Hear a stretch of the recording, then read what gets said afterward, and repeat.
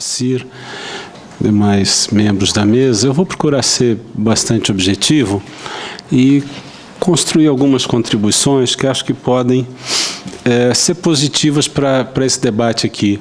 Nós entendemos que os temas ligados à infraestrutura não estão apenas ligados à obra física, mas também ligados às condições para tanto e aos cenários, tanto os cenários econômicos como ao cenário regulatório, que compõe, que acaba por configurar um ambiente no qual nós exercitamos a nossa atividade.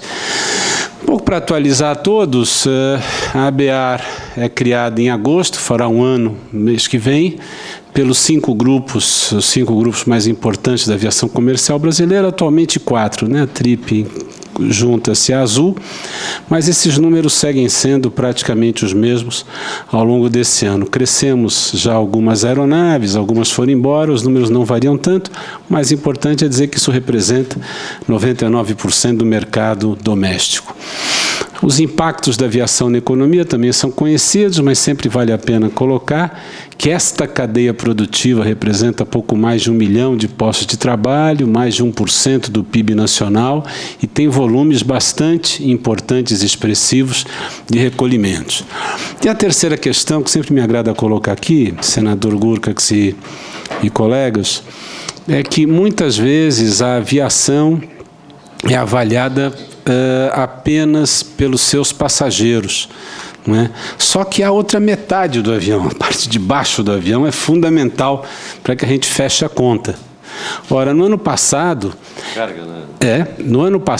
entre o que o Brasil importou e exportou, nós somamos quase $500 bilhão. 10% disso entrou e saiu do país de avião.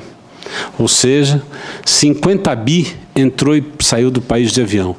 Do ponto de vista do peso, isso é só 0,2% do peso total. Por quê? Porque o container de soja vai de navio, mas o pequeno microchip que nós usamos nesses aparelhinhos aqui, ele entra e sai de avião, tá certo? Então, isso significa que é sempre importante entendermos infraestrutura para a aviação, não apenas do ponto de vista do transporte de passageiros, mas também do ponto de vista de toda a logística instalada para a entrada e saída de carga desse país, para viabilizar o desenvolvimento econômico desse país e, particularmente, para melhorar a qualidade da inserção comercial do Brasil no mundo. Na medida em que são os equipamentos de maior valor agregado que compõem uma pauta extremamente importante do ponto de vista da tecnologia de nossos relacionamentos, a composição da carga que se transporta por via aérea, particularmente na Amazônia. O senhor imagina, por exemplo, nós temos operações, senador, onde o avião cargueiro sai dos Estados Unidos, baixa sábado de manhã em Manaus, retira desse avião uns pequenos componentes para telefonia, esse mesmo avião desce, faz Assunção, Viracopos e sobe de volta no domingo, à tarde. E ele leva dentro dele, ele recolhe em Manaus o telefone pronto e leva embora para o exterior. Então, esse é apenas um, eu podia passar aqui os nossos 15 minutos dando exemplos. Ora, outra questão são os efeitos indiretos. Na medida em que a aviação se desenvolve, um conjunto de cadeias produtivas vai se instalando.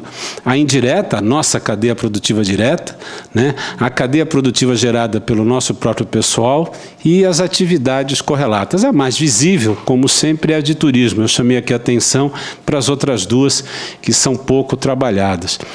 Esses números, o presidente Guaraniz acaba de colocá-los para que ninguém ache que nós usamos números diferentes, é apenas um critério técnico, né? A ANAC se utiliza de um conceito de embarque e desembarque, o SOMA, isso tecnicamente é correto, é apenas uma opção diferente, nenhum número é melhor ou pior. Nós trabalhamos com o conceito do passageiro embarcado, tá certo? Então, os números no fim do dia eles se somam e dão a mesma coisa.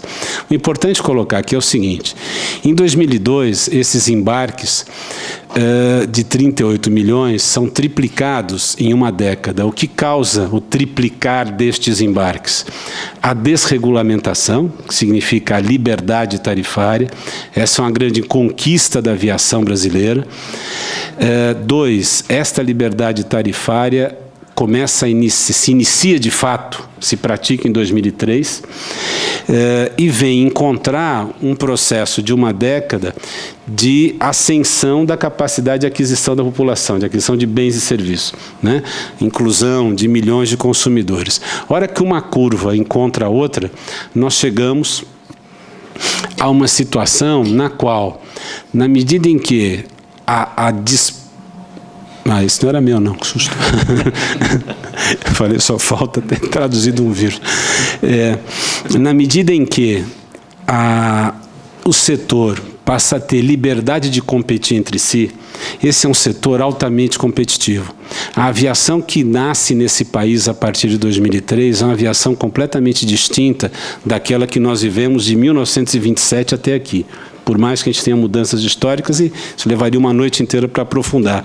Mas a grande componente diferencial é a disputa pelo consumidor, a disputa pelo cliente, com base naquele preço que você pode oferecer e, a partir daí, conjugar serviço. Resultado: em 2002, senador, ninguém viajou de avião nesse país por menos de R$100. Em 2012, 16%. Em 2002, 27% dos passageiros pagaram menos de R$300. Em 2012, quase 70% dos passageiros subiram a bordo, pagaram menos de R$300. Esses dados são dados ANAC. É importante colocar isso, porque muitas vezes, e lógico, o consumidor não é obrigado a saber. De vez em quando você abre um jornal e vê lá, porque a pesquisa do fulano de tal disse que a tarifa daqui para lá aumentou ou diminuiu. Isso aqui não é uma pesquisa, isso aqui não é um dado amostral. Isto aqui são todas as tarifas praticadas em todos os voos, em todos os horários, que periodicamente são repassadas à autoridade reguladora, a ANAC, e são consolidados. Aí alguém sempre me pergunta assim, puxa vida, mas outro dia eu peguei um preço aqui de R$1.200. Existe? Claro que existe. Existe R$2.000. Agora, acima dessa faixa aqui, você vê que está com 1%, 0,5%. O problema é que 1% é 1 milhão de passagens, tá certo? Então dá para você pôr o Congresso Nacional inteirinho para viajar o ano inteiro, todo ele acima de R$1.000, e ainda multiplicar por 3, que não dá conta dessas passagens todas vendidas. Sempre me perguntam, quem é que usa esse tipo de passagem aqui? É aquela pessoa que marca a passagem de última hora. Olha, preciso viajar amanhã às 9 horas da manhã. Preciso sair daqui para São Paulo. São 7 horas, mesmo que horas são agora? 6h30, 7 horas. Essa marcação de última hora geralmente é a marcação mais alta. Mas eu gosto de mostrar isso aqui para a gente entender um pouco qual é o nosso cenário. Também muitas vezes o leigo começa a discutir se nós temos muita ou pouca empresa aérea, se o preço aqui é caro ou barato, como é que é isso? Então, os 4 principais mercados mundiais de passageiros domésticos são Estados Unidos, China, Brasil e Japão. Nós 3 aqui temos 4 companhias aéreas. Olha, então estamos bem, estamos igual? Sim, só que o mercado doméstico americano é mais ou menos 7 vezes o nosso, o mercado doméstico chinês é mais ou menos 4,5 vezes, quase 5 vezes o nosso. Pouco menos, tá certo? Aqui são 5, mas American Airlines e US Airways estão virando uma empresa só, são do mesmo grupo. Aqui são 4, nós temos 4. O Japão, que é o mercado que vem logo depois da gente, tem 2 empresas aéreas, e daqui para cá, em todo o resto do planeta, nós temos 2 empresas aéreas voando no mercado interno, ou uma empresa aérea voando no mercado interno. Estatais ainda, né? Muitas estatais. E algumas recentemente quebrando. Por exemplo, o Uruguai não tem mais empresa aérea. Né? E é complicadíssimo, né? Para um país não ter uma empresa aérea, você quase que não ter mais sangue na veia, né? Imaginem qual é a consequência disso. Você deixa de ter dentro do seu país a decisão estratégica sobre conectividade. Aqui, por mais que a gente debata e discuta, e o jogo de pressões faz parte da democracia, né? De vez em quando uma delegação sai do Congresso e vai lá na sala do presidente Marcelo. Ah, a companhia tirou o voo daqui para lá, precisa voltar, todo mundo. E aí ele pega, liga para mim, a gente fica nesse jogo aqui, e a gente acaba pondo o voo de volta. Agora, isso é um debate, algumas vezes faz, algumas vezes não faz, às vezes aumenta, diminui, o preço sobe, o preço... Só que nós estamos num debate dentro do país, porque o centro de decisão está aqui. Imagina se a gente tivesse discutir com um centro de decisão que tivesse na Alemanha ou tivesse nos Estados Unidos, tá certo? Ia ser uma coisa bastante complicada. Mas, do ponto de vista da infraestrutura, que é o tema do nosso debate, senador, eu queria chamar a atenção para essas duas linhas aqui de baixo, tá certo? O preço do querosene de aviação, que é a nossa gasolina, é o combustível que se usa para voar, no Brasil se você pegar Recife, é o terceiro mais caro do planeta, tá? Ele é superado por 2 países na África, se eu não me engano, o Chad e o outro, não me lembro agora quais são. Por que isso? Porque nós temos uma fórmula de precificação do querosene de aviação no país que é a mesma desde os anos 80. Acontece que nos anos 80, 80% desse querosene de aviação vinha do exterior. Então, a fórmula, que eu já vou mostrar para vocês. Doutor, se o senhor me permite, só para perguntar, esse é o preço de bomba ou é o preço que bomba, quem diz, do avarejo? Preço de bomba para nós. Ou para as empresas? Para as empresas? Porque só nós consumimos. Querosene de aviação não é vendido fora do aeroporto. Não, eu sei, mas é que não é um contrato com as empresas que tem um preço diferente para quem tem um avião particular, tem um preço para quem tem um avião. Algumas compras de volume pode se diferenciar um pouquinho. Porque as empresas aéreas, a TAM, Gol, a Azul, a Avianca, pagam isso aqui. É esse o valor, esse é o preço aqui. Pagam isso aqui. Esse é o nosso preço. Guarulhos, R$ 4,91 o galão. Ah, o galão. Não litro, galão. Não, é importante colocar porque me dá... Não, ali ó. 4... Galão. Galão, mas tudo bem. Só para... Dólar, galão. É por isso que eu estava achando bastante caro. Não. Senão era aí não tinha mais avião no ar. Pois é. E a segunda questão, além do preço, a segunda questão é a tributação. Esses 2 dados são fundamentais para se compreender nossas demandas de infraestrutura, tá certo? Tanto que isso acaba impactando, eu vou mostrar logo na frente por quê. Nós temos um preço aqui caro por conta da fórmula, né? Eu costumo sempre contar um caso, nos anos 80 era assim, o querosene vinha de fora. Então você pegava um referencial dólar, o SS Platts, e a este preço se acresce todos os custos do transporte do petróleo lá do Golfo do México. Põe ele no navio, traz para cá, põe no duto processa, põe não sei aonde e tal, até ele chegar no avião. Hoje, mais de 80% desse querosene de aviação, quase 90%, é produzido internamente. Recentemente, tomou posse a nova diretora da Revap, a refinaria do Vale do Paraíba, e declara ao jornal Valor que um dos orgulhos que a equipe técnica de lá tem, acho que é para se orgulhar mesmo, é que eles produzem lá 100% do QAV consumido em Guarulhos. Eu moro em São Paulo, alguns aqui, acho que todos conhecem o estado de São Paulo, não me consta, né, de que do Vale do Paraíba a Guarulhos alguém vá de navio. Tá certo? Muito menos o querosene de aviação. Tá certo? Então, é um tema para ser discutido e creio que o plenário do Senado, o senador, essa comissão, são lugares interessantes para isso. A segunda questão é a tributação, né? De vez em quando, alguns dos senhores vão pegar o avião e vão embarcar de São Paulo a Fortaleza. Aí fala assim, meu Deus do céu, algumas passagens, e acontece isso, de São Paulo para Fortaleza são mais caras de São Paulo para Buenos Aires. E a distância é mais ou menos a mesma. Por que isso acontece? Acontece? É verdade, acontece.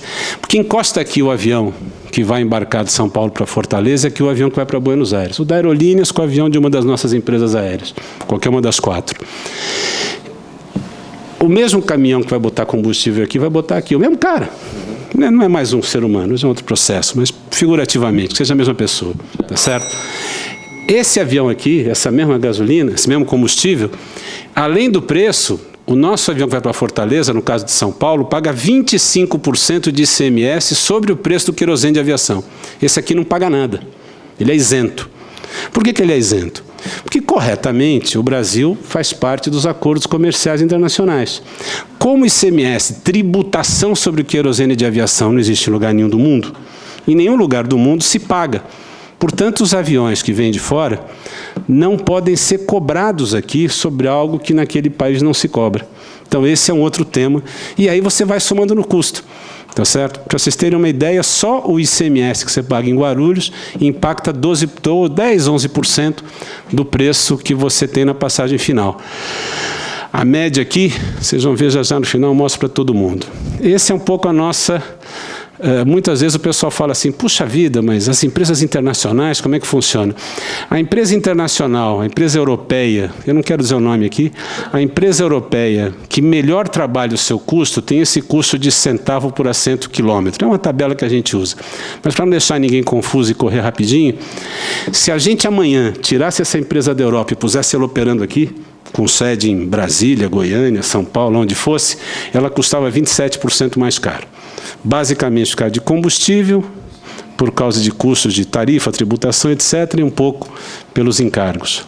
Tá? Essa é a fórmula que eu falei do combustível. Isso aqui, frete, duto, tem um negócio que a gente paga simpático, chamado adicional de renovação de frota da Marinha Mercante.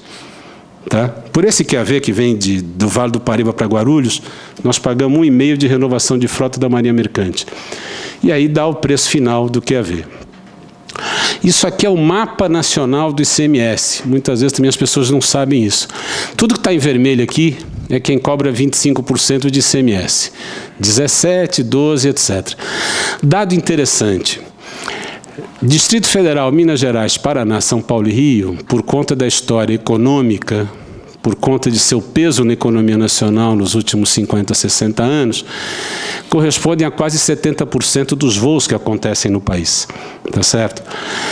Minas Gerais, Paraná e Rio de Janeiro, há muitos anos, têm a taxa de ICMS no limite mínimo, que é 12%.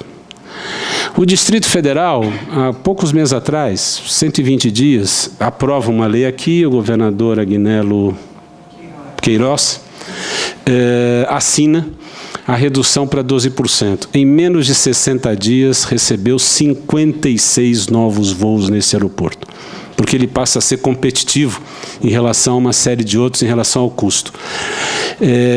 Se, por exemplo, o país inteiro decidisse vir para a alíquota mínima de 12%, ou se o país inteiro resolvesse, por uma decisão do Senado da República, a quem cabe a definição destas alíquotas, e onde houve um debate a esse respeito, trazer o ICMS em cada estado, ainda que o estado continue recebendo, trazer para 6, ou rever isso aqui, a gente estaria fazendo uma revolução na aviação nacional, do ponto de vista da competitividade, dos custos e da possibilidade de tráfego. Isso, para nós, é um debate importante de infraestrutura. Não querendo atrapalhar, já atrapalhando, doutor Eduardo, no estado de Rondônia, do qual eu sou senador, o governo deu isenção para que as empresas, isenção de ICMS, isenção de ICMS para as empresas que façam voos regionais. Correto. E também, dessa forma, incentivando tem uma política interiorização das companhias aéreas. A empresa tem que fazer pelo menos 4 pousos dentro do estado para promover o transporte aéreo. A decisão é correta, nós saudamos, inclusive aplaudimos esse processo. Vale comentar, senador, e isso é muito positivo, o senhor me alerte aqui. Esses ICMS, que são menores do que 12, ou que são 0, ou que são 3, só são válidos para voos internos a um estado. Ou seja, se eu voar em 2 ou 3 lugares internamente em Rondônia, eu posso ter até 0 de ICMS por decisão do governo do seu estado. Mas se o voo sair de Rondônia para o Amapá, se o senhor estiver abaixo de 12, o CONFAS lhe aciona judicialmente. Nós temos hoje uma ação judicial porque durante um certo período o governo do Rio de Janeiro, há 10, 12 anos atrás, praticou uma tarifa menor e agora está disputando esse assunto na Justiça. Mas, isso, no Paraná a gente tem, eu estou correndo. Do ponto de vista de aeroportos, não é? Nós, há alguns meses já, em debate, e eu queria fazer aqui um testemunho positivo. Quer dizer, nós temos tido um processo muito importante, muito positivo de debate e diálogo, tanto com a ANAC como com o Infraero, né, com as suas equipes técnicas, com seus dirigentes. E temos deixado claro algumas posições. Tem horas que a gente não gosta muito disso, tem horas que a gente toma algumas regulamentações que não nos agradam, mas não podemos nos queixar em relação às regras do jogo. É um jogo claro, é um jogo jogado abertamente e as questões são bastante explícitas e particularmente, ninguém chuta a canela. Não tem. Isso é positivo. Queria deixar esse testemunho aqui no Senado. Nós enviamos uma relação dos 72 aeroportos que nós já operamos, nos quais nós temos interesse em mudanças e melhorias de infraestrutura. Em algum aeroporto precisa melhorar o pátio, em outro a pista, em outro o terminal, em outros 2, em outros 3, em outras questões ligadas à infraestrutura tecnológica. Só que essa lista eu acho mais saborosa, eu trouxe aqui porque, por exemplo, veja aqui, ó, você tem Guajará-Mirim aqui, que é seu estado. Esses são os aeroportos que a gente não opera e que demandamos a SAC que sejam os aeroportos centrais no processo de ampliação anunciado nessa lista de 270 aeroportos que o governo publica. Por que nós colocamos 61? Nós somos contra o 270? Claro que não. Só significa o seguinte, nós temos uma lista de demanda que é onde entendemos, as 4 empresas somadas entendem, que são os aeroportos hoje mais viáveis ou mais interessantes do ponto de vista do nosso interesse estratégico, do nosso interesse gerencial. Tá certo? Acontece que a essa lista se somam, e é legítimo, por exemplo, aeroportos que vão ser estão em regiões que estão recebendo investimentos importantes, ou que receberão investimentos importantes, ou que são interessantes porque vai haver uma construção de alguma coisa naquela região, são coisas que não estão no nosso radar, tá certo? Mas estão no radar de visibilidade de um governo de estado, de um consórcio de prefeitos, ou das lideranças de cada região. Mas essa é a nossa lista, ela passa por todos os estados da União e traz algumas coisas. Por exemplo, minha terra aqui, por exemplo, tem um aeroporto aqui listado, né, eu sou de Santos, estado de São Paulo, que é uma base aérea, e nós entendemos que com algumas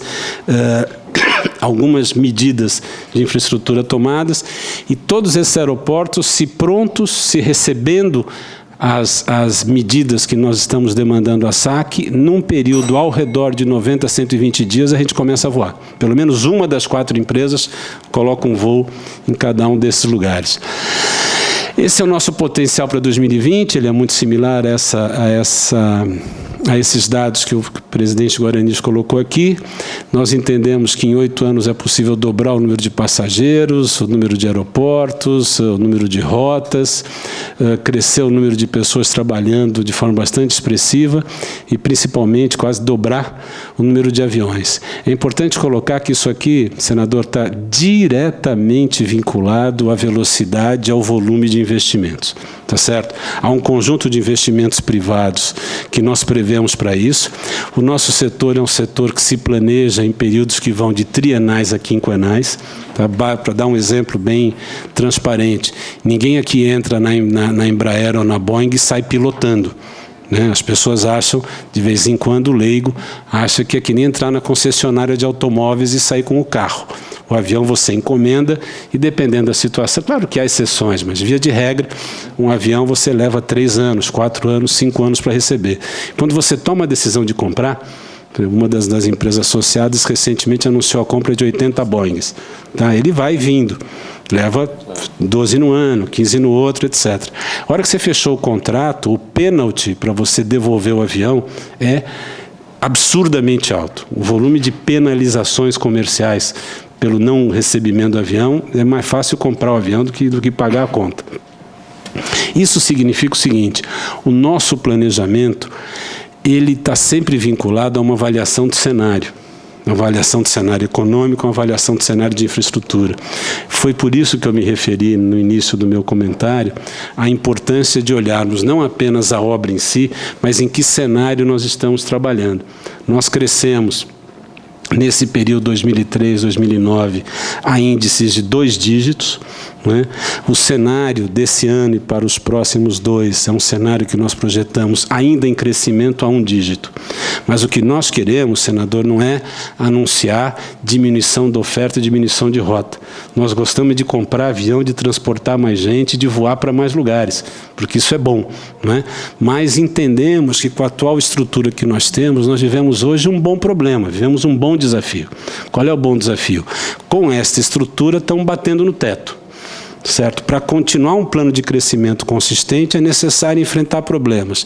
Esses apresentados aqui pelo presidente Guaranis corretamente, de implementação de novos modelos de gestão para os aeroportos, radicalizar esse modelo no sentido de ampliá-lo, enfrentar as questões ligadas à estrutura dos aeroportos existentes e, principalmente, enfrentar essa agenda que eu coloco aqui, qual seja, nós precisamos a questão aeroportuária, as questões ligadas à infraestrutura de prestação de serviço, tá? Embora nós tenhamos índices extremamente baixos de problemas com bagagens, ainda é um tema aberto e hoje as tecnologias já permitem que a gente avance. Essa segunda questão, nós também já apresentamos à SAC um documento bastante pormenorizado de propostas para isso.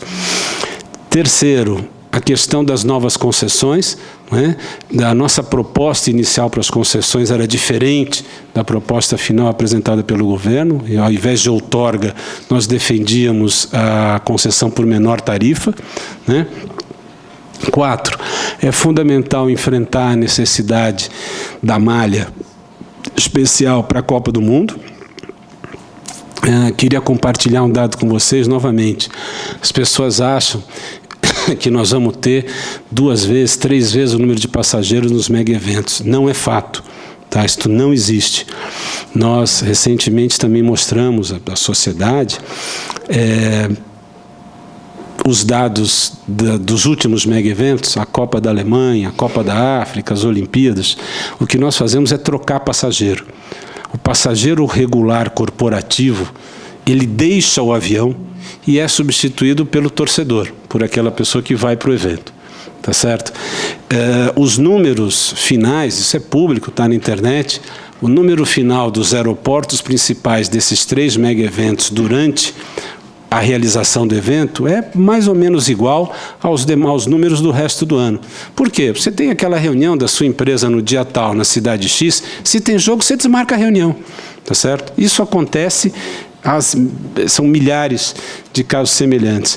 E, por fim, nós defendemos a implantação imediata, e em alguns casos já estamos nessa trilha, de uma agenda para a equiparação, para a construção da possibilidade de um caminho que coloque a aviação brasileira em patamares internacionais do ponto de vista tributário, tarifário e regulatório. Claro que cada um desses itens tem 312 desdobramentos, mas aqueles que mais chamam a atenção são o preço do QAV. Em média, o QAV, o nosso combustível, representa no Brasil 43% do custo da operação. A média internacional é 33%. Nós somos, portanto, aqui 30% mais caros. A segunda agenda, a agenda tributária. Eu me referi ao ICMS, por exemplo, está em debate nessa casa a isenção do PIS/COFINS para uma modalidade de transporte. Nós entendemos que é possível debater, presidente, a extensão disso para a modalidade aérea. É um debate interessante, a sociedade precisa travá-lo, tá certo? E do ponto de vista regulatório, nós temos toda uma agenda hoje tratada por meio de audiência pública com a ANAC. Algumas vezes chegamos a consensos, outras não, tá certo? E aí a vida segue. Eu creio que com isso eu procurei colocar aqui a contribuição que a aviação tinha da senadora e queria ficar à disposição sempre que necessário para retornar a essa casa. Muito obrigado. Muito obrigado, doutor Eduardo